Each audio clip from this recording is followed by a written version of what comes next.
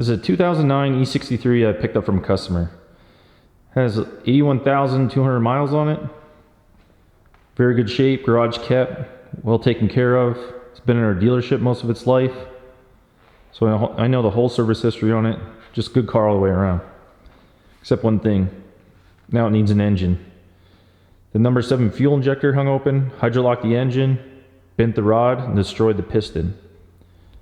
Fuel injectors hanging open are pretty common on early M156 engines. So if you have one of these engines, I highly suggest replacing all your injectors.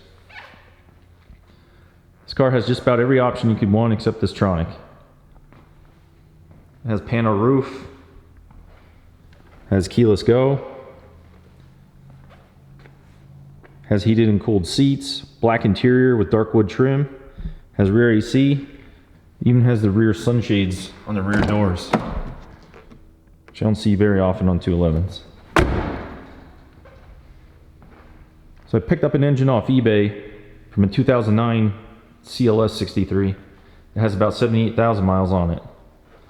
In this web series I'm going to document what you need to do to replace this engine and what you should do upgrade wise while the engine's out.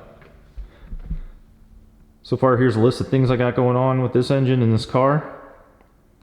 If I'm missing anything, leave a comment below. I'm sure I'm missing something I can't think of off the top of my head. Let's take a look at the number 7 cylinder.